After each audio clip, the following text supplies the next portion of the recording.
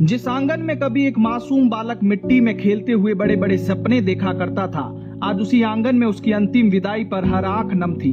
कभी गांव की गलियों में दौड़ने वाला वो बेटा आज तिरंगे की शान के साथ पंचतत्व में विलीन हो गया। बूढ़े पिता की उम्मीदें, पत्नी के सपने और आने वाले नन्हे मेहमान की खुशियां, सब कुछ एक दर्दनाक सड़क हादसे ने पल भर में छीन लिया। जिस घर में कुछ महीनों बाद बच्चे की किलकारी गूंजने वाली थी, आज वह सिर्फ सिसकियां और मातम का माहौल है। जैसलमेर जिले के नग्गा गांव निवासी बीएसएफ जवान 28 वर्षीय मुकेश कुमार राठौड़ अब इस दुनिया में नहीं रहे। उनका जीवन संघर्ष, मेहनत और देशभक्ति की मिसाल था। बचपन में ही उनकी मां स्वर्गीय मूली देवी का निधन हो गया था। मां का साया सिर से उठने के बाद पिता भजनाराम ने कृषि मजदूरी कर अपने बेटे का पालन पोषण किया। आर्थिक तंगी के बावजूद उन्होंने बेटे की पढ़ाई कभी नहीं रुकने दी।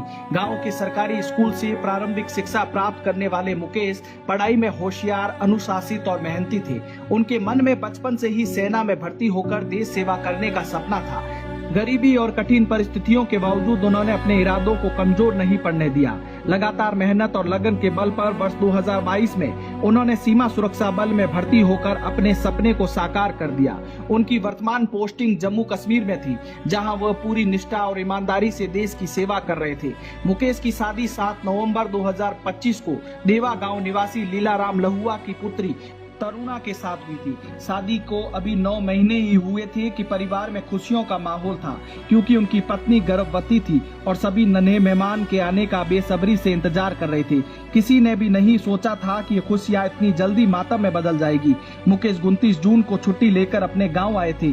8 जुलाई को वह घरेलू काम से जैसलमेर गए थे और शाम को गाँव लौटते समय मोकला से थोड़ा आगे उनकी बाइक के सामने अचानक एक ट्रक आ गया। ट्रक से बचने की कोशिश में उनकी बाइक आगे चल रहे ट्रैक्टर ट्रॉली में जा घुसी। हादसा इतना भीषण था कि वह गंभीर रूप से घायल हो गए। घायल मुकेश को पहले जैसलमेर के अस्पताल में प्राथमिक उपचार दिया गया। हालात गंभीर होने पर उन्हें जोधपुर रेफर किया गया। डॉक्टरों ने उन्हें बचाने की पूरी कोशिश की।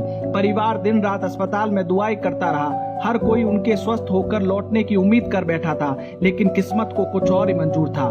कई दिनों तक जिंदगी और मौत से जूझने के बाद 16 जुलाई 2026 की शाम उन्होंने अंतिम सांस ली। अगले दिन 17 जुलाई 2026 को उनका पार्थिव शरीर गांव पहुंचा तो पूरा नग्गा गांव शोक में डूब गया। शनिवार सुबह पूरे सम्मान के साथ उनका अंतिम संस्कार किया गया।